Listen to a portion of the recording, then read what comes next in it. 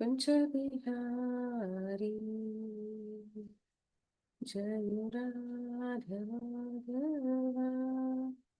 पंचबिहारी जय गोपी जनवल्लभा गिरिवरधारी जय गोपी जनवल्लभा गिरिवरधारी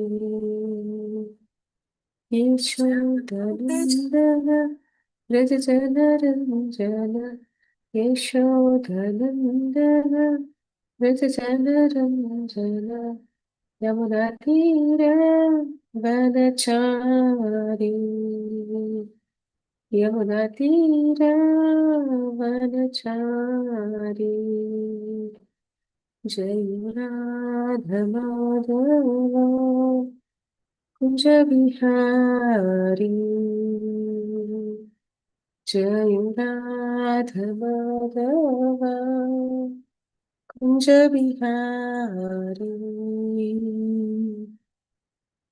हरे कृष्ण कृष्ण कृष्ण हरे हरे हरे राम राम राम हरे हरे हरे कृष्ण कृष्ण कृष्ण हरे हरे हरे राम राम राम हरे हरे हरे कृष्ण कृष्ण कृष्ण हरे हरे हरे राम राम राम हरे हरे हरे कृष्ण कृष्ण कृष्ण हरे हरे हरे राम राम राम हरे हरे हरे कृष्ण कृष्ण कृष्ण हरे हरे हरे राम राम राम हरे हरे हरे कृष्ण कृष्ण कृष्ण हरे हरे हरे राम राम राम हरे हरे ओम अज्ञानतिमिरान्धस्य ज्ञानाञ्जनशलाकया चक्षुरुन्मिलितं येन तस्मै श्रीगुरुवे नमः श्रीचैतन्यमनोभीष्टं स्थापितं येन भूतले स्वयं रूपः कदा मह्यं ददाति स्वपदान्तिकं वन्देऽहं श्रीगुरुश्रीयुतपदकमलं श्रीगुरुं वैष्णवांश्च श्रीरूपं साग्रजातं सहगणरघुनाथान्वितं तं सजीवं साद्वैतं सावधूतं परिजनसहितं कृष्णचैतन्यदेवं श्रीराधाकृष्णपादान् सहगण ललिता श्रीविशाखान्वितांश हे कृष्णा करुणा सिन्धु दीनबन्धु जगत्पते गोपेश गोपिका कान्ता राधा कान्ता नमोऽस्तुते तप्त काञ्चन गौराङ्गी राधे वृन्दावनेश्वरी वृषभानुसुते देवी प्रणमामि हरिप्रिये वाञ्छाकल्पतरुभ्यश्च कृपा सिन्धुभ्य एव च पतितनां पावनेभ्यो वैष्णवेभ्यो नमो नमः नमो विष्णुपादाय कृष्णप्रेष्ठाय भूतले श्रीमते भक्तिवेदांत स्वामिनिति नामिने नमस्ते सरस्वती देवी गौरवाणी प्रचारिणि निर्विशेष शून्यवादि पाश्चात्य देशतारिणि जय श्री कृष्ण चैतन्य प्रभु नित्यानंद श्री द्वैत गदाधर श्रीवासादि गौरभक्त वृंद हरे कृष्णा कृष्ण कृष्ण हरे हरे हरे राम राम हरे हरे ಹರೇ ಕೃಷ್ಣ.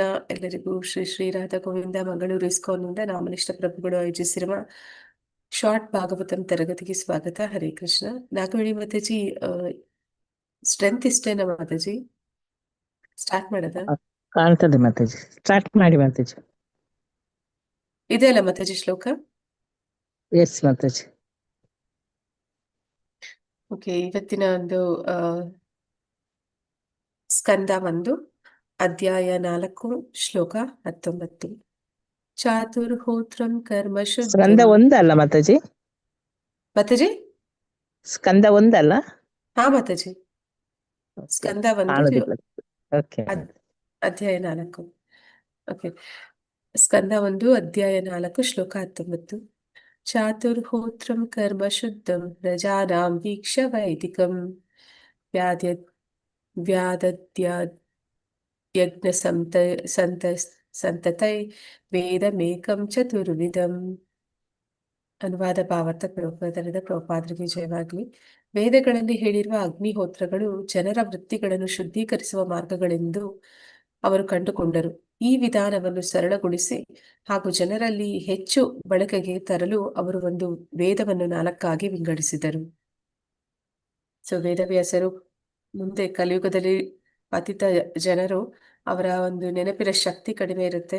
ಆದ್ರೆ ಆರಂಭದಲ್ಲಿ ಅನೇಕ ಯುಗಗಳಲ್ಲಿ ಯಾವ ರೀತಿ ಇತ್ತು, ಸತ್ಯಯುಗ, ದ್ವಾಪರ ಯುಗ ಅಥವಾ ತ್ರೇತಾಯುಗದಲ್ಲಿ, ಅಂದ್ರೆ ಈ ವೇದಗಳು ಆಗ್ಲೂ ಇದ್ವು. ಆಗ್ಲೂ ಕೂಡ ಅದು ಯಾವುದು ಗ್ರಂಥ ರೂಪದಲ್ಲಿ ಇರ್ಲಿಲ್ಲ. ಅದನ್ನ ಕೇಳಿದವರು ಹಾಗೆ ಗ್ರಹಿಸ್ತಿದ್ರು ಮತ್ತೆ ನೆನಪಿನಲ್ಲಿ ಇಡ್ತಾ ಇದ್ರು. ಹಾಗಾಗಿ ಅದನ್ನ ಯಾರು ಬರ್ದಿರ್ಲಿಲ್ಲ. ಆದ್ರೆ ಅದನ್ನ ಇಲ್ಲಿ ವೇದವ್ಯಾಸರು ಕಲಿಯುಗದಲ್ಲಿ ಮುಂದೆ ಬರುವಂತ ಜನ ಯಾವ ರೀತಿ ಇರ್ತಾರೆ ಅಂತ ತಿಳ್ಕೊಂಡು ಅವರಿಗೋಸ್ಕರ ಇದನ್ನ ಗ್ರಂಥ ರೂಪದಲ್ಲಿ ಬರೆದಿಟ್ಟು ಆದ್ರೆ ಮುಂದೆ ನೋಡ್ತೀವಿ, ಇದು ಒಂದೇ ವೇದ ಆಗಿತ್ತು, ಯಜುರ್ವೇದ ಮಾತ್ರನೇ ಆಗಿತ್ತು ಅಂತ. ಆದ್ರೆ ಅದನ್ನ ಎಲ್ಲಾ ಜನರಿಗೂ ಸರಳವಾಗಿ ಅರ್ಥ ಆಗುವ ಹಾಗೆ ಅವರು 4 ವೇದಗಳಾಗಿ ವಿಂಗಡಿಸ್ತಾರೆ. ಅದನ್ನ ಇಲ್ಲಿ ಹೇಳ್ತಾ ಇದ್ದಾರೆ. ಅಂದ್ರೆ ವೇದಗಳು ಎಲ್ಲಾ ಜನರಿಗೂ ಕೂಡ ಇನ್ನು ಸುಲಭವಾಗಿ ಅರ್ಥ ಆಗ್ಲಿ ಅಂತ ಹೇಳಿ ಅವರು ಅದನ್ನ 4 ಭಾಗಗಳಾಗಿ ವಿಂಗಡಿಸ್ತಾರೆ. ಭಾವಾರ್ಥ ಪ್ರಭುಪಾದರಿಗೆ ಜಯವಾಗಲಿ. ಮೊದಲು ಯಜುರ್ ಎಂಬ ಒಂದೇ ವೇದ ಇತ್ತು. ಅದರಲ್ಲಿ 4 ಬಗೆಯ ಅಗ್ನಿಹೋತ್ರಗಳು ವಿಶೇಷವಾಗಿ ಪ್ರಸ್ತಾವಿತವಾಗಿದ್ದವು. ಆದರೆ ಅವುಗಳನ್ನು ಸುಲಭವಾಗಿ ಆಚರಿಸಲು ಸಾಧ್ಯವಾಗುವಂತೆ ವೇದಗಳನ್ನು 4 ವಿಭಾಗದ ಅಗ್ನಿಹೋತ್ರಗಳಾಗಿ ವಿಂಗಡಿಸಲಾಯಿತು. ಇದು ಚತುರ್ವರ್ಣ ವೃತ್ತಿ ಶುದ್ಧೀಕರಣ ಮಾಡಲು ಮಾತ್ರವಾಗಿದ್ದಿತು. ಋಗ್ವೇದ, ಯಜುರ್ವೇದ, ಸಾಮವೇದ ಮತ್ತು ಅಥರ್ವ ಎಂಬ 4 ವೇದಗಳಲ್ಲದೆ ಪುರಾಣಗಳು, ಮಹಾಭಾರತ, ಸಂಹಿತೆಗಳು ಇತ್ಯಾದಿಗಳು ಇವೆ. ಇವುಗಳನ್ನು ಪಂಚಮ ವೇದ ಎಂದು ಕರೆಯುತ್ತಾರೆ. ವೇದವ್ಯಾಸ ಮತ್ತು ಅವರ ಅನೇಕ ಶಿಷ್ಯರೆಲ್ಲರೂ ಐತಿಹಾಸಿಕ ವ್ಯಕ್ತಿಗಳು. ಅವರಿಗೆ ಈ ಕಲಿಯುಗದ ಪತಿತಾತ್ಮರ ಬಗ್ಗೆ ಕರುಣೆ ಮತ್ತು ಸಹಾನುಭೂತಿ ಇದೆ. ಹೀಗಾಗಿ 4 ವೇದಗಳ ಉಪದೇಶಗಳನ್ನು ವಿವರಿಸುವ ಐತಿಹಾಸಿಕ ಘಟನೆಗಳಿಗೆ ಸಂಬಂಧಿಸಿ ಪುರಾಣಗಳು ಮತ್ತು ಮಹಾಭಾರತ ಸಿದ್ಧವಾಯಿತು. ಪುರಾಣಗಳು ಮತ್ತು ಮಹಾಭಾರತ ವೇದಗಳ ಅವಿಭಾಜ್ಯ ಅಂಗವೆಂಬುದರ ಅಧಿಕೃತತೆಯನ್ನು ಸಂಶಯಿಸುವ ಅಗತ್ಯವಿಲ್ಲ. ಛಂದೋಗ್ಯೋಪನಿಷತ್ತಿನಲ್ಲಿ 7.1.4 ಸಾಮಾನ್ಯವಾಗಿ ಇತಿಹಾಸವೆಂದು ಕರೆಯಲಾಗುವ ಮಹಾಭಾರತ ಮತ್ತು ಪುರಾಣಗಳನ್ನು ಪಂಚಮ ವೇದಗಳೆಂದು ಹೇಳಿದೆ. ಶ್ರೀಲ ಜೀವ ಗೋಸ್ವಾಮಿಯವರ ಪ್ರಕಾರ ಅದೇ ಅಪೌರುಷೇಯ ಧರ್ಮ ಗ್ರಂಥಗಳ ಮೌಲ್ಯಗಳನ್ನು ಖಚಿತಪಡಿಸಿಕೊಳ್ಳುವ ಮಾರ್ಗ. ಅಂದ್ರೆ ಇಲ್ಲಿ ಮೊದಲಿಗೆ ಯಜುರ್ವೇದ ಅಂತ ಒಂದೇ ವೇದ ಇದ್ದದ್ದು. ನಂತರ ಅದನ್ನ ಈ ರೀತಿ ಋಗ್ವೇದ, ಯಜುರ್ವೇದ, ಸಾಮವೇದ, ಅಥರ್ವ ವೇದ ಅಂತ ಹೇಳಿ 4 ವೇದಗಳಾಗಿ ವಿಂಗಡಣೆ ಮಾಡ್ತಾರೆ. ಈ 4 ವೇದಗಳಲ್ಲದೆ ಪುರಾಣಗಳು ಮತ್ತೆ ಮಹಾಭಾರತ, ಸಂಹಿತೆ ಈ ರೀತಿ ಇತಿಹಾಸಗಳು ಅದನ್ನ ಕುರಿತಾದಂತಹ ಕೆಲವು ವಿಷಯಗಳನ್ನು ಕೂಡ ಇಲ್ಲಿ ಪಂಚಮ ವೇದ ಅಂತ ಕರಿತಾ ಇದ್ದಾರೆ. ಅದನ್ನ 5ನೇ ವೇದ ಅಂತ. ಈ ಮಹಾಭಾರತ, ಪುರಾಣಗಳು ಇವು ಏನ್ ಮಾಡುತ್ತೆ ಅಂತಂದ್ರೆ, ವೇದಗಳು ಅವು ಏನಂತ ಹೇಳ್ತಾರೆ, ವೇದಾಂತ ಸೂತ್ರಗಳ ರೀತಿಯಲ್ಲಿ ಇರುತ್ತೆ. ಅದನ್ನ ಅಷ್ಟು ಸುಲಭವಾಗಿ ಯಾರು ಗ್ರಹಿಸೋದಕ್ಕೆ ಸಾಧ್ಯ ಇಲ್ಲ. ಆದ್ರೆ ಅದಕ್ಕೆ ವ್ಯಾಖ್ಯಾನಗಳನ್ನ ಕೊಡುವ ಮೂಲಕ ಅದನ್ನ ಸುಲಭ ಮಾಡ್ತಾರೆ. ಆ ವ್ಯಾಖ್ಯಾನಗಳನ್ನ ಕೊಡುವುದಕ್ಕಾಗಿ ಮಹಾಭಾರತ ಅದು ಮಹಾಕಾವ್ಯ. ಅಲ್ಲಿಂದಲೇ ನಮ್ಗೆ ಭಗವದ್ಗೀತೆ ಕೂಡ ಸಿಗುವಂತದ್ದು. ಆ ಒಂದು ಮಹಾಭಾರತದ ಹೆಚ್ಚು ಪ್ರಸಂಗಗಳೇ ನಮ್ಗೆ ಭಾಗವತದಲ್ಲಿ ಒಂದು ವಿಷಯ ವಸ್ತುವಾಗಿರುತ್ತೆ. ಹಾಗಾಗಿ ಮಹಾಭಾರತವನ್ನ ಇಲ್ಲಿ ಪಂಚಮ ವೇದ ಅಂತ ಕರಿತಾ ಇದ್ದಾರೆ. ಆ ಒಂದು ಕಲಿಯುಗದ ಜನರಿಗೆ ಹೆಚ್ಚಿನ ಒಂದು ಸಂಸ್ಕೃತದ ಶ್ಲೋಕಗಳನ್ನ ಅಥವಾ ಅದರಲ್ಲಿ ಬರುವಂತಹ ಸೂತ್ರಗಳನ್ನ ಹೇಳಿದ್ರೆ ಅವರು ಅಷ್ಟು ಸುಲಭವಾಗಿ ಎಲ್ಲರೂ ಗ್ರಹಿಸೋದಕ್ಕೆ ಸಾಧ್ಯ ಆಗೋದಿಲ್ಲ. ಪ್ರತಿಯೊಬ್ಬರಿಗೂ ಸುಲಭ ಆಗ್ಬೇಕು ಅಂತ ಹೇಳಿ ಅದನ್ನ ಕಥೆಗಳ ರೂಪದಲ್ಲಿ ತಿಳಿಸ್ಕೊಡ್ತಾರೆ. ಆ ಕಥೆಗಳ ರೂಪದಲ್ಲಿ ತಿಳಿಸ್ಕೊಡೋದಕ್ಕಾಗಿಯೇ ಈ ಪುರಾಣಗಳು ಮತ್ತೆ ಮಹಾಭಾರತ, ಈ ಒಂದು ಇತಿಹಾಸಗಳು ಅದು ಇಲ್ಲಿ ಪಂಚಮ ವೇದವಾಗಿ ನಮ್ಗೆ ಸಿಗ್ತಿದೆ. ಶ್ಲೋಕ 20. ಋಗ್ ಯಜುರ್ಸಾಮ ಅಥರ್ವಾಕ್ಯ ವೇದಶ್ಚಾತ್ವರ ಉದ್ಧೃತ ಇತಿಹಾಸ ಪುರಾಣಂ ಚ ಪಂಚಮೋ ವೇದ ಉಚ್ಯತೆ. ಅನುವಾದ ಪ್ರಭುಪಾದರಿಂದ, ಪ್ರಭುಪಾದರಿಗೆ ಜಯವಾಗಲಿ. ಜ್ಞಾನದ ಮೂಲ ಆಕಾರದ ವೇದಗಳ 4 ವಿಭಾಗಗಳನ್ನು ಬೇರೆ ಬೇರೆಯಾಗಿ ಮಾಡಲಾಗಿದೆ. ಆದರೆ ಪುರಾಣಗಳಲ್ಲಿ ಹೇಳಿದ ಐತಿಹಾಸಿಕ ಘಟನೆಗಳು ಹಾಗೂ ಅಧಿಕೃತ ಕಥೆಗಳನ್ನು ಪಂಚಮ ವೇದ ಎಂದು ಕರೆಯುತ್ತಾರೆ. ಅಂದ್ರೆ ಈ ಒಂದು ಆ ಈಗ 4 ಭಾಗಗಳಾಗಿ ಏನು ವೇದಗಳನ್ನ ವಿಂಗಡಣೆ ಮಾಡಿದ್ದಾರೆ, ವೇದವ್ಯಾಸರು ಅದನ್ನ ಅವರ ಶಿಷ್ಯಂದಿರಿಗೆ ಅದನ್ನ ನೀಡ್ತಾರೆ. ಅಂದ್ರೆ ಒಂದೊಂದು ಶಿಷ್ಯರು ಒಂದೊಂದು ವಿಚಾರವನ್ನ ಅದನ್ನ ಪಾರಂಗತರಾಗ್ತಾರೆ ಅದರಲ್ಲಿ, ಮತ್ತೆ ಅವರ ಶಿಷ್ಯರಿಗೆ, ಅವರ ಶಿಷ್ಯರ ಶಿಷ್ಯರಿಗೆ, ಹೀಗೆ ಅಧಿಕೃತವಾಗಿ ಅದು ಪರಂಪರೆಯಲ್ಲಿ ಸಾಗಿ ಬರುತ್ತೆ. ಅದರ ಒಂದು ಆ ಜ್ಞಾನವನ್ನ ಅವರು ಆ ರೀತಿ ಆ ಮುಂದುವರಿಸ್ಕೊಂಡು ಹೋಗ್ತಾರೆ, ಎಲ್ಲರಿಗೂ ನೀಡ್ತಾ ಹೋಗ್ತಾರೆ. ಹೀಗೆ ಪಂಚಮ ವೇದ ಅಂತ ಏನ್ ನಾವು ನೋಡ್ತಾ ಇದೀವಿ, ಆ ಒಂದು ಪುರಾಣಗಳು, ಇತಿಹಾಸಗಳು, ಅದನ್ನ ಈಗ ನಾವು ಆ ಈ ಒಂದು ವಿಚಾರವನ್ನ ಯಾರು ಹೇಳ್ತಾ ಇದ್ದಾರೆ, ನೈಮಿಷಾರಣ್ಯದ ಋಷಿಗಳಿಗೆ ಸೂತ ಗೋಸ್ವಾಮಿಗಳು ಅವರ ತಂದೆ ರೋಮಹರ್ಷಣ ಸುತ ಅವರಿಗೆ ನೀಡ್ತಾರೆ. ಅದನ್ನ ಮುಂದುವರಿಸಿ ನಾವು ನೋಡೋಣ. ಶ್ಲೋಕ 21. ತತ್ರ ಋಗ್ವೇದರಾಪೈಲ ಸಾಮಗೋ ಜೈಮಿನಿ ಕವಿಃ ವೈಶಂಪಾಯನ ಏವೈಕೋ ನಿಷ್ಣಾತೋ ಯಜು ಶಾಮುತ. ಇಲ್ಲಿ ನಮ್ಗೆ ಅವರ ಹೆಸರುಗಳನ್ನ ಕೊಡ್ತಾ ಇದ್ದಾರೆ, ಯಾರ್ಯಾರಿಗೆ ಯಾವ ಯಾವ ವೇದಗಳನ್ನ ವಹಿಸಿಕೊಟ್ಟರು ವೇದವ್ಯಾಸರು ಅಂತ. ಅನುವಾದ ಭಾವಾರ್ಥ ಪ್ರಭುಪಾದರಿಂದ, ಪ್ರಭುಪಾದರಿಗೆ ಜಯವಾಗಲಿ. ವೇದಗಳನ್ನು 4 ವಿಭಾಗಗಳಾಗಿ ವಿಂಗಡಿಸಿದ ನಂತರ ಪೈಲ ಋಷಿಗಳು ಋಗ್ವೇದದ ಪ್ರಾಧ್ಯಾಪಕರಾದರು, ಜೈಮಿನಿಗಳು ಸಾಮವೇದದ ಪ್ರಾಧ್ಯಾಪಕರಾದರು, ವೈಶಂಪಾಯನರು ಮಾತ್ರ ಯಜುರ್ವೇದದ ಪರಿಣಿತರಾದರು. ಹೀಗೆ ಒಂದೊಂದು ಋಷಿ ಮುನಿಗಳು ಕೂಡ, ಅವರೆಲ್ಲರೂ ಕೂಡ ಒಂದೊಂದು ಭಾಗಗಳ, ವೇದದ ಒಂದೊಂದು ಭಾಗಗಳನ್ನು ಅದರಲ್ಲಿ ಅವರು ಪಾರಂಗತರಾಗ್ತಾರೆ. ಮತ್ತೆ ಅದನ್ನ ಅಧ್ಯಾಪಕರಾಗಿ, ಅಂದ್ರೆ ಅದನ್ನ ಆಚಾರ್ಯರಾಗಿ ಮುಂದಿನ ಗುರು ಶಿಷ್ಯ ಪರಂಪರೆಯಲ್ಲಿ ಅದನ್ನ ತಿಳಿಸ್ಕೊಡ್ತಾರೆ. ಭಾವಾರ್ಥ, ಬೇರೆ ಬೇರೆ ವೇದಗಳನ್ನು ನಾನಾ ರೀತಿಯಲ್ಲಿ ಅಭಿವೃದ್ಧಿಗಾಗಿ ಬೇರೆ ಬೇರೆ ವಿದ್ವಾಂಸರಿಗೆ ವಹಿಸಲಾಯಿತು. ಅಂದ್ರೆ ಬೇರೆ ಬೇರೆ ಋಷಿ ಮುನಿಗಳಿಗೆ ಆಯಾ ಒಂದೊಂದು ಭಾಗವನ್ನ ತಿಳಿಸ್ಕೊಡ್ಲಿಕ್ಕಾಗಿ ಅವರನ್ನ ಆಯ್ಕೆ ಮಾಡಿಕೊಂಡ್ರು. ಶ್ಲೋಕ 22. ಅಥರ್ವ ಅಂಗಿರಸಾಂ ಆಸೀತ್ ಸುಮಂತು ಧಾರುಣ ಮುನಿಃ ಇತಿಹಾಸ ಪುರಾಣಾನಾಂ ಪಿತಾ ಮೇ ರೋಮಹರ್ಷಣಃ. ಅನುವಾದ ಭಾವಾರ್ಥ ಪ್ರಭುಪಾದರಿಂದ, ಪ್ರಭುಪಾದರಿಗೆ ಜಯವಾಗಲಿ. ಅರ್ಪಣ ಮನೋಭಾವದಿಂದ ನಿರತರಾಗಿದ್ದ ಸುಮಂತು ಮುನಿ ಅಂಗೀರರಿಗೆ ಅಥರ್ವ ವೇದವನ್ನು ಒಪ್ಪಿಸಲಾಯಿತು ಮತ್ತು ತನ್ನ ತಂದೆ ರೋಮಹರ್ಷಣರಿಗೆ ಪುರಾಣಗಳನ್ನು ಮತ್ತು ಐತಿಹಾಸಿಕ ದಾಖಲೆಗಳನ್ನು ವಹಿಸಲಾಯಿತು. ಆದರೆ ಇಲ್ಲಿ ತಮ್ಮ ತಂದೆ ಅಂತ ಹೇಳ್ತಾ ಇರುವಂತದ್ದು ಸೂತ ಗೋಸ್ವಾಮಿಗಳು. ಅವರ ತಂದೆ ರೋಮಹರ್ಷಣರಿಗೆ ಪುರಾಣಗಳು, ಐತಿಹಾಸಿಕ ದಾಖಲೆಗಳ ಬಗ್ಗೆ ಅಂದ್ರೆ ಸಮಾಜದಲ್ಲಿ ಆ ಒಂದು ಜ್ಞಾನವನ್ನು ಸಾರುವ ಒಂದು ಅವಕಾಶವನ್ನು ಕೊಡ್ತಾರೆ. ಮತ್ತೆ ಅರ್ಪಣಾ ಮನೋಭಾವದಲ್ಲಿ ನಿರತರಾಗಿದ್ದ ಸುಮಂತ ಮುನಿ ಅಂಗೀರರಿಗೆ ಅಥರ್ವ ವೇದವನ್ನ ಪ್ರಚಾರ ಮಾಡುವುದಕ್ಕೆ ಅವರಿಗೆ ಆ ಒಂದು ಆಚಾರ್ಯರಾಗಿ ಅವರು ವಹಿಸಿಕೊಡ್ತಾರೆ.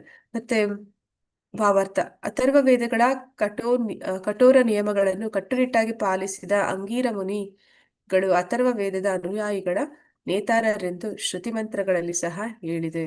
ಅಂದ್ರೆ ಆ ಒಂದು ಅಥರ್ವ ವೇದ ಅಂತಂದ್ರೆ ನಾವು ನೋಡ್ತೀವಿ, ಏನಂತ ಹೇಳ್ತಾರೆ, ಅದು ಶುದ್ರ ದೇವತೆಗಳನ್ನೆಲ್ಲ ಆಚರಣೆ ಮಾಡ್ತಾರೆ. ಅದ್ರಲ್ಲಿ ಮಂತ್ರಗಳು, ಯಂತ್ರಗಳು ಅಂತೆಲ್ಲ ಏನೇನು ಮಾಡ್ತಾರೆ. ಆ ಒಂದು ವಿಷಯದಲ್ಲಿ ಇವರು ತುಂಬಾ ಪರಿಣಿತಿಯನ್ನು ಹೊಂದಿದ್ರು. ಹಾಗಾಗಿ ಅವರಿಗೆ ಅಂತಹ ಒಂದು ವೇದದ ಭಾಗವನ್ನ ಅಂದ್ರೆ ಇತರರಿಗೆ ಕಲಿಸೋದಕ್ಕೆ ಅವರನ್ನ ಆಯ್ಕೆ ಮಾಡ್ಕೊಂಡ್ರು ಅಂತಲ್ಲಿ ತಿಳಿತಾ ಇದೀವಿ.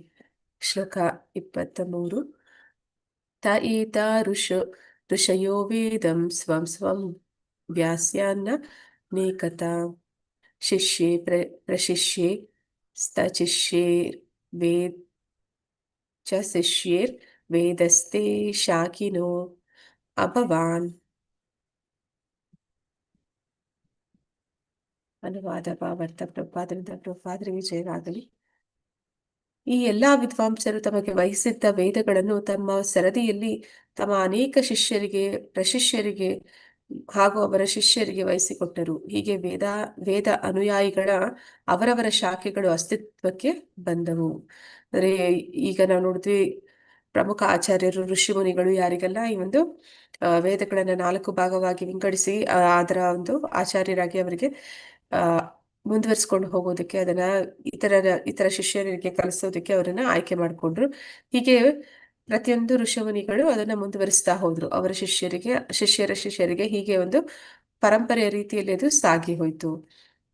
ಭಾವಾರ್ಥ: ಜ್ಞಾನದ ಮೂಲ ಆಕಾರವೆಂದರೆ ವೇದಗಳು. ಲೌಕಿಕವಾಗಿ ಆಗಲಿ ಆಧ್ಯಾತ್ಮಿಕವಾಗಿ ಆಗಲಿ ವೇದಗಳ ಮೂಲ ಪಾಠಕ್ಕೆ ಸೇರಿದ ಬೇರೆ ಯಜ್ಞದ ಶಾಖೆಗಳು ಇಲ್ಲ. ಅವು ಕೇವಲ ಬೇರೆ ಬೇರೆ ಶಾಖೆಗಳಾಗಿ ಬೆಳೆದಿವೆ ಅಷ್ಟೇ. ಅವುಗಳನ್ನು ಮೂಲತಃ ಗೌರವಾನ್ವಿತರಾದ ಶ್ರೇಷ್ಠ ವಿದ್ವಾಂಸ ಪ್ರಾಧ್ಯಾಪಕರು ನೀಡಿದ್ದಾರೆ. ಬೇರೆ ಮಾತುಗಳಲ್ಲಿ ಹೇಳುವುದಾದರೆ ವೇದಜ್ಞಾನವು ಬೇರೆ ಬೇರೆ ಗುರು ಶಿಷ್ಯ ಪರಂಪರೆಗಳಿಂದ ಬೇರೆ ಬೇರೆ ಭಾಗಗಳಾಗಿ ಒಡೆದು ಜಗತ್ತಿನಾದ್ಯಂತ ಪ್ರಚಾರವಾಯಿತು. ಹೀಗಾಗಿ ವೇದಗಳನ್ನು ಹೊರತುಪಡಿಸಿ ಸ್ವತಂತ್ರ ಜ್ಞಾನವನ್ನು ಯಾರೂ ತಮ್ಮದೇ ಎಂದು ಸಾಧಿಸಲಾರರು. ಅಂದ್ರೆ ಈ ಒಂದು ಜ್ಞಾನ ಈಗ ನಮ್ಗೆ ಭೌತಿಕವಾದ್ದೇ ಆಗಿರ್ಬೋದು ಅಥವಾ ವೇದ ವೇದ ಜ್ಞಾನದ ಕುರಿತಾಗಿಯೇ ಇರಬಹುದು. ಅದರಲ್ಲಿ ಯಾರು ಕೂಡ ಇದು ನಮ್ಮ ಒಂದು ಸ್ವತ್ತು, ನಾವಿದನ್ನ ಬೆಳೆಸಿದವರು, ಇದು ನಮ್ಮಿಂದ ಪ್ರಾರಂಭ ಆಯ್ತು ಅಂತ ಹೇಳ್ಕೊಳ್ಳೋದಕ್ಕೆ ಸಾಧ್ಯ ಇಲ್ಲ. ಯಾಕಂದ್ರೆ ಇದೆಲ್ಲವೂ ಕೂಡ ಮೂಲದಲ್ಲಿ ವೇದವ್ಯಾಸರು ನೀಡಿರುವ ಕೊಡುಗೆ. ಮತ್ತೆ ಎಲ್ಲವೂ ಕೂಡ ಒಂದೇ ಭಾಗ ಆಗಿತ್ತು, ಯಜುರ್ವೇದ ಅಂತಷ್ಟೇ. ಆದ್ರೆ ಅದನ್ನ ಅವರು ಈ ರೀತಿ ಸುಲಭ ಆಗ್ಲಿ ಅಂತ ಹೇಳಿ 4 ಭಾಗಗಳನ್ನಾಕಿ ಮಾಡಿ, ಇತಿಹಾಸ ಪುರಾಣಗಳನ್ನ 5ನೇ ವೇದ ಅಂತ ಹೇಳಿ ಪ್ರಪಂಚಾದ್ಯಂತ ಒಂದು ಪ್ರಮುಖ ಆಚಾರ್ಯರಿಗೆ, ಋಷಿಮುನಿಗಳಿಗೆ ನೀಡಿ ಅದು ಪರಂಪರೆಯ ಮೂಲಕ ಸಾಗಿ ಬರ್ತಾ ಇದೆ. ಮತ್ತೆ ಬೇರೆ ಬೇರೆ ಅಂದ್ರೆ ವೇದದ ಭಾಗಗಳನ್ನ ಬೇರೆ ಬೇರೆ ಜನ ಅದರಲ್ಲಿ ಪಾಂಡಿತ್ಯವನ್ನ ಪಡಿತಾ ಹೋಗ್ತಾರೆ. ಆದ್ರೆ ಯಾರು ಕೂಡ ಇದು ನಮ್ಮದೇ ಒಂದು ಸ್ವತ್ತು ಅಂತ ಹೇಳ್ಕೊಳ್ಳೋದಕ್ಕೆ ಸಾಧ್ಯ ಇಲ್ಲ. ಯಾಕಂದ್ರೆ ಇದೆಲ್ಲವೂ ಕೂಡ ಮೂಲದಲ್ಲಿ ಯಜುರ್ವೇದವಾಗಿ ಆ ವೇದವ್ಯಾಸರು ಬರ್ದಂಥದ್ದು. ಹಾಗಾಗಿ ಇದೆಲ್ಲವೂ ಕೂಡ ಏನೇ ಜ್ಞಾನ ಇದ್ರೂ ಕೂಡ ಆ ಎಲ್ಲ ಜ್ಞಾನವೂ ಕೂಡ ವೇದಗಳಿಂದ ಹೊರತುಪಡಿಸಿದ್ದು ಯಾವುದು ಸ್ವತಂತ್ರವಾಗಿ ಇನ್ಯಾವುದೂ ಇಲ್ಲ ಅಂತ ಇಲ್ಲಿ ಹೇಳ್ತಾ ಇದ್ದಾರೆ. ಎಲ್ಲಾ ಜ್ಞಾನವೂ ಕೂಡ ನಮ್ಗೆ ವೇದಗಳಲ್ಲಿಯೇ ಸಿಗುತ್ತೆ. ಶ್ಲೋಕ 24. ತ ಏವ ವೇದ ದುರ್ ತ ವೇದ ತ ಏವ ವೇದ ದುರ್ಮೇತ್ಯ ಧಾರ್ಯಂತೆ ಪುರುಷೈರ್ಯತ ಏವಂ ಚಕಾರ ಭಗವಾನ್ ವ್ಯಾಸ ಕೃಪಣಾ ವತ್ಸಲಃ. ಅನುವಾದ ಭಾವಾರ್ಥ. ಪ್ರಭುಪಾದರಿಗೆ ಜಯವಾಗಲಿ. ಈ ವೇದಗಳಲ್ಲಿ ಅನೇಕ ವಿಷಯಗಳು ಬರುತ್ತೆ. ಆಯುರ್ವೇದ ಅಂತ ಹೇಳ್ತಾರೆ. ಮತ್ತೆ ಇನ್ನು ಆ ವಿದ್ಯೆಗಳು ಅನೇಕ 64 ವಿದ್ಯೆಗಳು ಅಂತಾರೆ. ಇದೆಲ್ಲವನ್ನು ಕೂಡ ಕಲಿಸ್ತಾರೆ ಗುರು ಶಿಷ್ಯ ಪರಂಪರೆಯಲ್ಲಿ. ಇಂದಿನ ಕಾಲದಲ್ಲಿ ಗುರುಗಳು ಕಲಿಸ್ತಿದ್ರು ಅವರ ಶಿಷ್ಯರಿಗೆ. ಇದೆಲ್ಲವೂ ಕೂಡ ವಾಸ್ತವದಲ್ಲಿ ವೇದಗಳಲ್ಲಿಯೇ ಇರುವಂತದ್ದು ಅನ್ನೋದನ್ನ ಇಲ್ಲಿ ನಾವು ತಿಳಿತಾ ಇದ್ದೀವಿ. ವೇದವ್ಯಾಸರು ಅಜ್ಞಾನಿ ಜನತೆಯ ಬಗ್ಗೆ ಅಪಾರ ಕರುಣೆಯುಳ್ಳ ಶ್ರೇಷ್ಠ ಮುನಿಗಳು. ಅವರು ವೇದಗಳನ್ನು ಅಲ್ಪಬುದ್ಧಿಯ ಜನರಿಗೆ ತಿಳಿಯುವಂತೆ ಸಂಪಾದಿಸಿದರು. ಅಂದ್ರೆ ಇಲ್ಲಿ ನಾವು ನೋಡ್ತೇವೆ ಮುಂದೆ ಹೇಗೆ ಅಂತಂದ್ರೆ ವೇದಗಳು ಆ ಕಾಲದಲ್ಲಿ ಗುರುಕುಲಕ್ಕೆ ಹೋಗಿ ಗಂಡು ಮಕ್ಕಳು ಮಾತ್ರ ಕಲೀಲಿಕ್ಕೆ ಸಾಧ್ಯ ಆಗ್ತಿತ್ತು. ಅಂದ್ರೆ ಅವರು ಬ್ರಹ್ಮಚಾರಿಗಳಾಗಿ ಗುರುಕುಲದಲ್ಲಿಯೇ ಇರ್ತಿದ್ರು. ಆದ್ರೆ ಹೆಣ್ಣು ಮಕ್ಕಳಿಗೆ ಯಾವ ರೀತಿ ಜ್ಞಾನವನ್ನು ಸಿಗ್ತಿತ್ತು ಅಂತಂದ್ರೆ ಅವರ ತಂದೆ ಅಥವಾ ಅವರ ಒಂದು ಗಂಡನ ಮೂಲಕ ಅಥವಾ ಅವರ ಮಕ್ಕಳ ಮೂಲಕ ಅವರು ಕಲಿಯುತ್ತಿದ್ರು. ಆ ಒಂದು ಆ ವಿಚಾರ ಇಲ್ಲಿ ನಾವು ನೋಡ್ತಾ ಇದೀವಿ. ಅದನ್ನ ಎಲ್ಲರೂ ಕೂಡ ಈ ಸುಲಭವಾಗಿ ಗ್ರಹಿಸೋದಕ್ಕೆ ಆಗ್ಬೇಕು. ಅಂದ್ರೆ ಸ್ತ್ರೀಯರಿರ್ಬೋದು ಅಥವಾ ಶೂದ್ರರಿರ್ಬೋದು ಅಥವಾ ಈ ಒಂದು ಏನಂತ ಹೇಳ್ತಾರೆ ಬ್ರಹ್ಮಬಂಧು ಅಂತ ಹೇಳ್ತಾರೆ. ಅಂದ್ರೆ ಬ್ರಾಹ್ಮಣ ಕುಲದಲ್ಲಿ ಹುಟ್ಟಿರ್ತಾರೆ, ಆದ್ರೆ ಬ್ರಾಹ್ಮಣನ ಯಾವುದೇ ಗುಣಲಕ್ಷಣಗಳು ಅವರಲ್ಲಿ ಇರೋದಿಲ್ಲ. ಅಂತವರ ಮೇಲೆ ಕೂಡ ಕರುಣೆಯನ್ನ ತೋರಿಸಿ ಇವರು ಎಲ್ಲರಿಗೂ ಸಿಗುವಂತೆ ಈ ಒಂದು ವೇದಗಳನ್ನ ಸುಲಭವಾಗಿ ಎಲ್ಲರಿಗೂ ಅರ್ಥ ಆಗುವ ಹಾಗೆ ಆಗ್ಲಿ ಅಂತೇಳಿ ಕಥೆಗಳು, ಇತಿಹಾಸಗಳ ಮೂಲಕ ಆ ಇಲ್ಲಿ ವ್ಯಾಸರು ಸಿಗುವಂತೆ ಮಾಡ್ತಾರೆ. ಮುಂದೆ ನೋಡೋಣ. ಅವರನ್ನ ಇಲ್ಲಿ ಅಲ್ಪ ಬುದ್ಧಿಯವರು ಅಂತ ಹೇಳಿ ಕರೀತಾ ಇದ್ದಾರೆ. ಭಾವಾರ್ಥ. ಪ್ರಭುಪಾದರಿಗೆ ಜಯವಾಗಲಿ. ವೇದ ಒಂದೇ, ಅದನ್ನು ನಾನಾ ಭಾಗಗಳಾಗಿ ವಿಂಗಡಿಸಿರುವ ಕಾರಣಗಳನ್ನು ಇಲ್ಲಿ ವಿವರಿಸಿದೆ. ಸಕಲ ಜ್ಞಾನಗಳ ಬೀಜವಾದ ವೇದವು ಸಾಮಾನ್ಯ ಜನರಿಗೆ ಸುಲಭವಾಗಿ ಅರ್ಥವಾಗುವ ವಸ್ತು ವಿಷಯವಲ್ಲ. ಅರ್ಹ ಬ್ರಾಹ್ಮಣರಲ್ಲದ ಯಾರೂ ವೇದಗಳನ್ನು ಕಲಿಯಲು ಪ್ರಯತ್ನಿಸಬಾರದೆಂದು ಕಟ್ಟುನಿಟ್ಟು ಇದೆ. ಈ ಕಟ್ಟುನಿಟ್ಟನ್ನು ಅನೇಕ ವಿಧವಾಗಿ ತಪ್ಪಾಗಿ ವಿವರಿಸಲಾಗುತ್ತಿದೆ. ಬ್ರಾಹ್ಮಣ ಕುಟುಂಬದಲ್ಲಿ ಹುಟ್ಟಿದ ಮಾತ್ರಕ್ಕೆ ಬ್ರಾಹ್ಮಣ್ಯದ ಅರ್ಹತೆಗಳನ್ನು ಹೊಂದಿದ್ದೆ ಎನ್ನುವ ಒಂದು ವರ್ಗದ ಜನ ವೇದಾಧ್ಯಯನ ಬ್ರಾಹ್ಮಣ ಜಾತಿಗೆ ಮಾತ್ರ ಸೇರಿದು ಎಂದು ಹೇಳುತ್ತಾರೆ. ಬ್ರಾಹ್ಮಣ ಕುಟುಂಬದಲ್ಲಿ ಹುಟ್ಟಿದ ಇನ್ನೊಂದು ವರ್ಗದ ಜನ ಇದು ಬೇರೆ ಜಾತಿಯವರಿಗಾಗಿಯೇ ಅನ್ಯಾಯವೆಂದು ಭಾವಿಸುತ್ತಾರೆ. ಬೇರೆ ಜಾತಿಯವರಿಗಾಗಿರುವ ಅನ್ಯಾಯ ಎಂದು ಹೇಳುತ್ತಾರೆ. ಅಂದ್ರೆ ಬ್ರಾಹ್ಮಣರಲ್ಲಿ ಕೆಲವು ಜನ ಹೇಳ್ತಾರೆ ಇದು ಬ್ರಾಹ್ಮಣರು ಮಾತ್ರನೇ ಅಭ್ಯಾಸ ಮಾಡ್ಬೇಕು ಅಂತ, ಇನ್ನು ಕೆಲವರು ಹೇಳ್ತಾರೆ ಬೇರೆ ವರ್ಗದ ಜನ, ಕ್ಷತ್ರಿಯರು, ಶೂದ್ರರು, ವೈಶ್ಯರು ಏನಿದ್ದಾರೆ ಅವರ ಮೇಲೆ ಇದು ಅವರಿಗೆ ಆಗಿರುವ ಅನ್ಯಾಯ, ಅವರಿಗೆ ಅದು ದಕ್ಕುವಂತಿಲ್ಲ ಅನ್ನೋ ರೀತಿಯಲ್ಲಿ ಹೇಳ್ತಾ ಇದ್ದಾರೆ. ಆದ್ರೆ ಇಬ್ಬರಿಗೂ ಸರಿಯಾದ ಮಾರ್ಗದರ್ಶನವಿಲ್ಲದೆ ತಪ್ಪಾಗಿ ತಿಳಿದಿದ್ದಾರೆ. ವೇದಗಳು ಬ್ರಾಹ್ಮಣನಿಗೂ ಸಹ ಭಗವಂತ ವಿವರಿಸಬೇಕಾಗಿ ಬಂದಂತಹ ವಿಷಯ. ಆದ್ದರಿಂದ ವಿಶೇಷ ಸತ್ವಗುಣವುಳ್ಳ ವ್ಯಕ್ತಿಗಳು ಈ ವಸ್ತು ವಿಷಯವನ್ನು ಅರ್ಥ ಮಾಡಿಕೊಳ್ಳಬಲ್ಲರು. ತಮೋಗುಣ ಹಾಗೂ ರಜೋಗುಣಗಳಿಂದ ಕೂಡಿರುವ ವ್ಯಕ್ತಿಗಳಿಗೆ ವೇದಗಳ ವಸ್ತು ವಿಷಯವನ್ನು ಅರ್ಥ ಮಾಡಿಕೊಳ್ಳುವುದು ಸಾಧ್ಯವಿಲ್ಲ. ಇಲ್ಲಿ ಏನಂತ ಹೇಳ್ತಾ ಇದ್ರೆ ಪ್ರಭುಪಾದರಂದ್ರೆ, ಇಲ್ಲಿ ಯಾರು ಜಾತಿಯ ಆಧಾರದ ಮೇಲೆ ಬ್ರಾಹ್ಮಣ ಅಂತ ಹೇಳಿ ಅವನು ಮಾತ್ರನೇ ಕಲಿಬೇಕು ಅಂತ ಏನಿಲ್ಲ. ಆದ್ರೆ ಬ್ರಾಹ್ಮಣರಲ್ಲೂ ಕೂಡ ಬ್ರಹ್ಮಬಂಧುಗಳು ಇದ್ದಾರೆ. ಅಂದ್ರೆ ಅವರು ಒಂದು ಬ್ರಾಹ್ಮಣಿಕಲ್ ಕ್ವಾಲಿಟೀಸ್ ಅಂತ ಏನ್ ಹೇಳ್ತಾರೆ ಅದನ್ನ ಅವರು ಅಳವಡಿಸ್ಕೊಂಡಿರೋದಿಲ್ಲ. ಆ ಒಂದು ಬ್ರಾಹ್ಮಣನ ಹಾಗೆ ಬದುಕನ ಜೀವನ ಕ್ರಮ ಅವ್ರದ್ದಿರೋದಿಲ್ಲ. ಅಂತವರು ಕೂಡ ಈ ಒಂದು ಜ್ಞಾನವನ್ನು ಪಡಿಲಿಕ್ಕೆ ಸಾಧ್ಯ ಆಗುದಿಲ್ಲ. ಆದ್ರೆ ಅದೇ ಒಂದು ಜಾತಿ ಪದ್ಧತಿಯ ರೀತಿಯಲ್ಲಿ ಮುಂದುವರಿಸ್ಕೊಂಡು ಹೋದ್ರು. ಆದ್ರೆ ವಾಸ್ತವದಲ್ಲಿ ಏನು ವಿಷಯ ಅಂತಂದ್ರೆ, ಯಾರು ಸತ್ವಗುಣದಲ್ಲಿದ್ದಾರೆ ಅವರು ಸ್ವಲ್ಪ ಮಟ್ಟಿಗೆ ಆ ಒಂದು ಜ್ಞಾನವನ್ನ ಪಡೆಯೋದಕ್ಕೆ ಅರ್ಹರಾಗಿರ್ತಾರೆ. ಆದ್ರೆ ರಜೋಗುಣ ತಮೋಗುಣದಲ್ಲಿ ಇರುವಂತಹ ವ್ಯಕ್ತಿಗಳಿಗೆ ಇದು ಅರ್ಥ ಮಾಡ್ಕೊಳ್ಳೋದಕ್ಕೆ, ಅಂದ್ರೆ ಅದನ್ನ ಅರಗಿಸ್ಕೊಳ್ಳೋದಕ್ಕೆ ಸಾಧ್ಯವಿಲ್ಲದ ವಿಷಯ ಆಗಿದೆ. ಹಾಗಾಗಿ ಇದು ಆ ರಜಗುಣದಲ್ಲಿರುವಂತಹ ಕ್ಷತ್ರಿಯರಿಗೆ ಅಥವಾ ರಜಗುಣದಲ್ಲಿ ಇರುವಂತಹ ರಜಗುಣ ತಮಗುಣಗಳಲ್ಲಿ ಇರುವಂತಹ ವೈಶ್ಯರಿಗೆ, ಶೂದ್ರರಿಗೆ ಇದು ಅರ್ಥ ಆಗೋದಿಲ್ಲ ಅನ್ನೋದನ್ನ ಇಲ್ಲಿ ಹೇಳ್ತಾ ಇದ್ದಾರೆ. ಆದ್ರೆ ಶುದ್ಧ ಸತ್ವದಲ್ಲಿ ಇರುವಂತಹ ವ್ಯಕ್ತಿಗಳು ಇದನ್ನ ತಿಳ್ಕೋಬಹುದು. ಅಂದ್ರೆ ಯಾವೊಂದು ವ್ಯಕ್ತಿ ಬೇಕಾದರೂ ತಾನು ಶುದ್ಧ ಸತ್ವದ ನೆಲೆಗೆ ಬರ್ಬೋದು ಭಕ್ತಿ ಮಾರ್ಗದಲ್ಲಿ ಅನ್ನೋದನ್ನ ನಾವು ಮುಂದೆ ನೋಡ್ತೀವಿ. ಅಂದ್ರೆ ಭಕ್ತಿ ಯಾರನ್ನು ಕೈಗೊಳ್ತಾರೆ, ಭಕ್ತಿ ಸೇವೆಯಲ್ಲಿ, ಭಕ್ತಿ ಯೋಗದಲ್ಲಿ ಮುನ್ನಡಿತಾರೆ, ಅಂತಹ ವ್ಯಕ್ತಿ ಚಂಡಾಲ ಕುಟುಂಬದಲ್ಲಿ ಹುಟ್ಟಿದ್ರು ಕೂಡ ಅವನಿಗೆ ಅದನ್ನ ಪಡ್ಕೊಳ್ಳುವಂತಹ ಒಂದು ಅರ್ಹತೆ ಇದೆ ಅನ್ನೋದನ್ನ ನಮ್ಗೆ ಪ್ರಭುಪಾದರು ಅದನ್ನ ನಿಜವಾಗ್ಲೂ ಮಾಡಿ ತೋರಿಸಿದ್ರು. ಅಂದ್ರೆ ಈ ಒಂದು ಕೃಷ್ಣ ಪ್ರಜ್ಞೆ ಇಸ್ಕಾನ್ ಸಂಸ್ಥೆಯನ್ನ ಅವರು ಪ್ರಪಂಚಾದ್ಯಂತ ಹರಡಬೇಕು ಅಂತ ಹೇಳಿ ಎಲ್ಲ ಕಡೆ ಅವರು ಇಸ್ಕಾನ್ ಸಂಸ್ಥೆಗಳನ್ನ ಸ್ಥಾಪನೆ ಮಾಡಿದ್ರು. ಮತ್ತೆ ಅಲ್ಲೆಲ್ಲ ಆ ವ್ಯಕ್ತಿಗಳು ಬಂದಂತಹ ಜನ ಯಾವ ರೀತಿ ಇದ್ರು, ಅವರ ಒಂದು ಬದುಕು ಮೊದಲು ಹೇಗಿತ್ತು ಅಂತಂದ್ರೆ ಎಲ್ಲ ಬೇಡದ ಒಂದು ನಿಯಂತ್ರಕ ತತ್ವಗಳನ್ನ ಪಾಲನೆ ಮಾಡದೇ ಇರುವಂತಹ ಜನರಾಗಿದ್ರು. ಆದ್ರೆ ಅವರಲ್ಲಿ ಆ ಒಂದು ಭಕ್ತಿಯ ಬೀಜವನ್ನ ಬಿತ್ತಿ ಮತ್ತೆ ಅವರು ಸಂಕೀರ್ತನೆ ಮಾಡುವ ಮೂಲಕ ಮತ್ತೆ 4 ನಿಯಂತ್ರಕ ತತ್ವಗಳನ್ನ ಪಾಲನೆ ಮಾಡುವ ಮೂಲಕ ಅವರನ್ನೆಲ್ಲ ವೈಷ್ಣವರನ್ನಾಗಿ ಮಾಡಿದ್ರು. ವೈಷ್ಣವರು ಅಂತಂದ್ರೆ ಬ್ರಾಹ್ಮಣರಿಗಿಂತ ಹೆಚ್ಚಿನ ಉನ್ನತ ಸ್ಥಾನದಲ್ಲಿ ಇದ್ದಾರೆ ಅಂತ ವೈಷ್ಣವರು. ಅವರು ಏನಂತ ಹೇಳ್ತಾರೆ, ಸ್ವಾಭಾವಿಕವಾಗಿ ಬ್ರಾಹ್ಮಣರಾಗಿರ್ತಾರೆ. ಅಂತವರು ಬೇಕಿದ್ರೆ ಈ ಒಂದು ವೇದದ ಜ್ಞಾನವನ್ನ ಅರ್ಥ ಮಾಡ್ಕೊಳ್ಳಿಕ್ಕೆ ಸಾಧ್ಯ ಆಗುತ್ತೆ ಅನ್ನೋದನ್ನ ನಾವು ನೋಡ್ತೀವಿ. ಈಗ ಆದ್ರೆ ತಮೋಗುಣ ರಜಗುಣದಲ್ಲಿರುವಂತಹ ವ್ಯಕ್ತಿಗಳಿಗೆ ಈ ವಿಚಾರ ಅದು ಅರ್ಥ ಆಗುವುದಿಲ್ಲ ಅಂತಾನೆ ಹೇಳ್ತಾ ಇದ್ದಾರೆ. ವೇದ ಜ್ಞಾನದ ಪರಮ ಗುರಿ ಎಂದರೆ ದೇವೋತ್ತಮ ಪರಮ ಪುರುಷನಾದ ಶ್ರೀಕೃಷ್ಣ. ಆದರೆ ವೇದಗಳಿಂದ ನಮಗೆ ತಿಳಿಯಬೇಕಾಗಿರುವಂತದ್ದು ಪರಮಾತ್ಮ ಭಗವಂತನ ಬಗ್ಗೆ. ತಮೋಗುಣ ಮತ್ತು ರಜಗುಣ ವ್ಯಕ್ತಿಗಳು ಈ ಪರಮ ಪುರುಷನನ್ನು ಅಪರೂಪವಾಗಿ ಅರ್ಥ ಮಾಡಿಕೊಳ್ಳುತ್ತಾರೆ. ಅಂತವರಿಗೆ ಅದು ಅಜ್ಞಾತ ಸುಕೃತಿಯಿಂದ ಸಿಗ್ಬೇಕೇ ಹೊರತು ಸ್ವಪ್ರಯತ್ನದಿಂದಲೂ ಅದು ಸಿಗೋದಕ್ಕೆ ಕಷ್ಟ ಅಂತ ಹೇಳಿ ತಿಳಿಬೇಕಾಗುತ್ತೆ. ಸತ್ಯಯುಗದಲ್ಲಿ ಪ್ರತಿಯೊಬ್ಬರು ಸತ್ವಗುಣ ಸನ್ನಿವೇಶದಿಂದ ಪ್ರಭಾವಿತರಾಗಿದ್ದರು. ತ್ರೇತಾ ಮತ್ತು ದ್ವಾಪರ ಯುಗದಲ್ಲಿ ಸತ್ವಗುಣ ಕ್ರಮೇಣ ಕಡಿಮೆಯಾಗುತ್ತಾ ಬಂದು ಜನಸಾಮಾನ್ಯರು ಭ್ರಷ್ಟರಾದರು.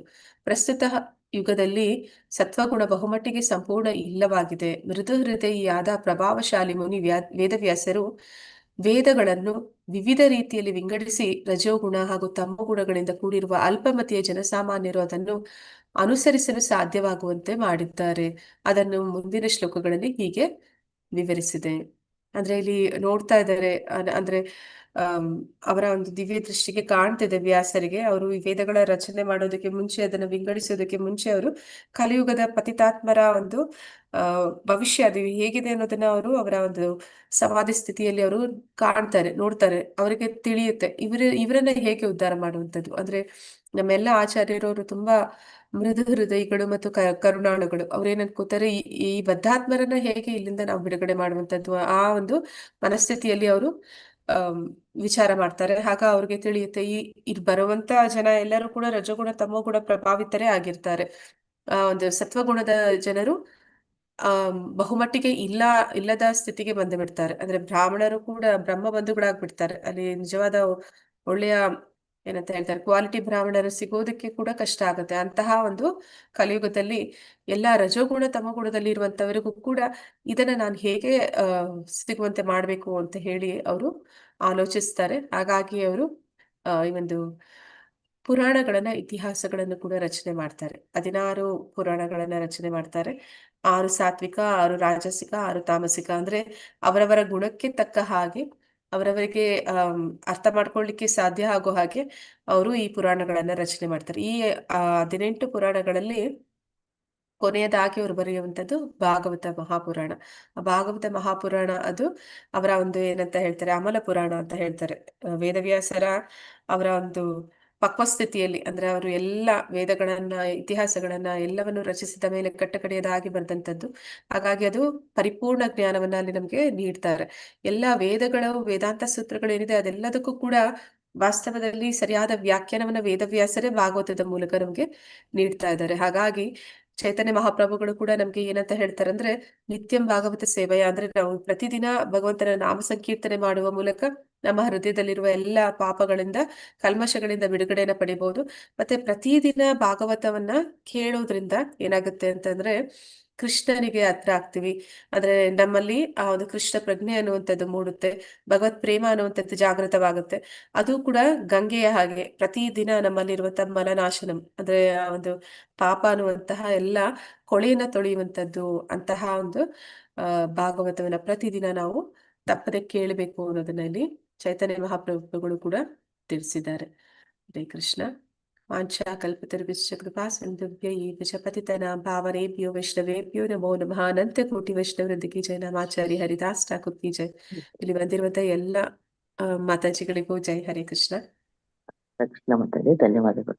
ಧನ್ಯವಾದಗಳು ಹರೇ ಮಾತಾಜಿ. ಕೃಷ್ಣ ಹರೇ ಮಾತಾಜಿ. ಕೃಷ್ಣ. ಮಾತಾಜಿ ಅಲ್ಲಿ ಲಲಿತಾ ಮಾತಾಜಿ ಇರ್ತಾರೆ. ಲಲಿತಾರ್ ಪೂಜಾರಿ ಮಾತಾಜಿ ಇವಳು ಇದ್ದಾಳ, ಐಶ್ವರ್ಯ. ಹರೇ ಕೃಷ್ಣ. ನೋಡಿ ಮಾತಾಜಿ, ಪದ್ಮ ಮಾತಾಜಿಗೆ ಶಿಷ್ಟಾಷ್ಟಕಂ ಹೇಳ್ಬೇಕಂತೆ.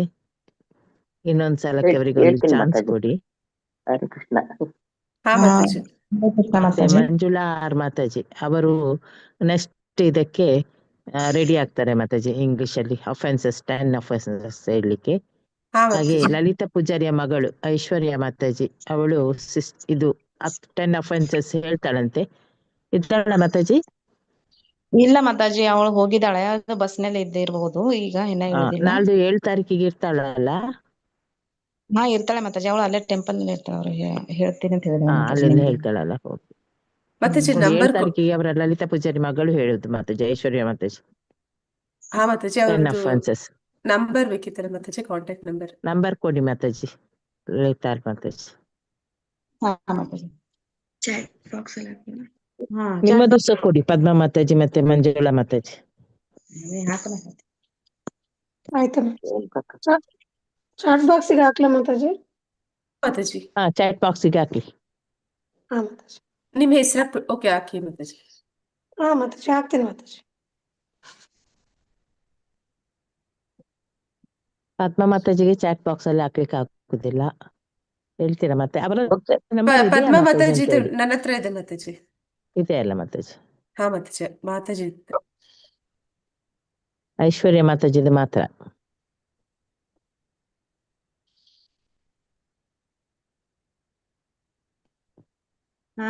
ಹೇಳ್ತೀರಾ ಪದ್ಮ ಮಾತಾಜಿ? ಹರೇ ಕೃಷ್ಣ ಮಾತಾಜಿ. ಶಿಷ್ಟಾಷ್ಟಕಂ ಚೇತೋದರ್ಪಣಂ ಪುಸ್ತಕ ಇದೆಯಾ? ಹೇಳ್ತೀನಿ ಮಾತಾಜಿ, ಹೇಳ್ತೀನಿ. ಹೇಳಿ. ಈಗ್ಲೇ ಮಾತಾಜಿ? ಈಗ ಹೇಳಿಬಿಡ್ತಾರೆ ಅವರು. ಮಾತಾಜಿ ಅದು ಇವರು ಜ್ಯೋತಿ ಯಾವಾಗ್ಲೂ ಮಾತಾಜಿ. ಹೇಳಿಸ್ತೇನೆ ನಾನು. ಹಾ ಮಾತಾಜಿ. ಹೇಳಿ ಅದೊಂದು ಬುಕ್ ಮಾತಾಜಿ. ನೋಡ್ಕೊಂಡು ಹೇಳಲಾ? ಹೌದು, ಬುಕ್ ನೋಡಿ ಹೇಳಿ. ಸರಿ. ಸ್ಕ್ರೀನ್ ಮಾಡ್ಲಿಕ್ಕೆ ಆಗ್ತದ ಮಾತಾಜಿ?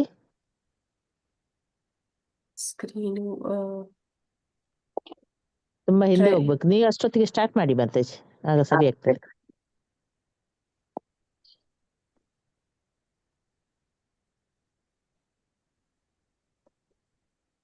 ಶಿಷ್ಟಾಷ್ಟಕ ಮಹಾಪ್ರಭುಗಳು ರಚಿಸಿದ್ರು. ಚೇತೋದರ್ಪಣ ಮಾರ್ಜನ ಮಹಾದವಾಗ್ನಿ ಅಪರ್ಣಂ ಮಹಾದಾವಾಗ್ನಿ ಅಲ್ಲವಾ?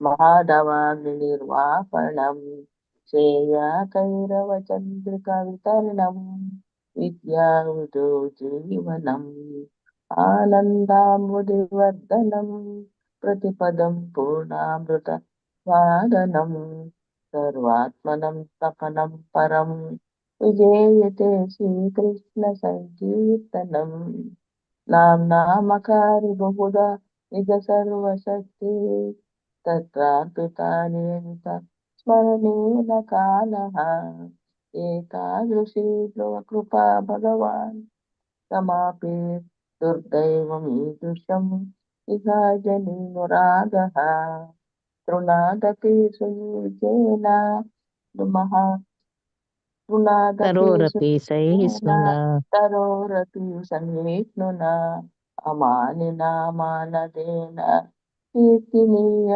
सदा हरिः नाजनं सुन्दरीम् कवितां वा जगदीशकामये मम जन्मनि जन्मनीश्वरे भवतात् भक्तिरहितुकी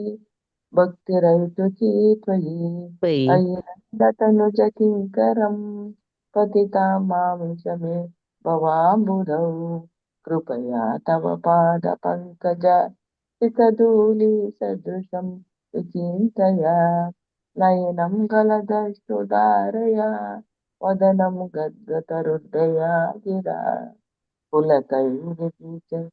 पुलकैर्लिखितम् वपु कदा तव नाम ग्रहणे भविष्यति युगायितं निमिषेण चक्षुषा प्रावितायितं शून्यायितं जगत् सर्वं गोविन्द विरहेण मये अश्लीशवापादरतां पीनष्टुवाम् ಅಶ್ಲೀಷವ ಆಯ್ತಾ परमहतां करोतु वा यथा तथा वा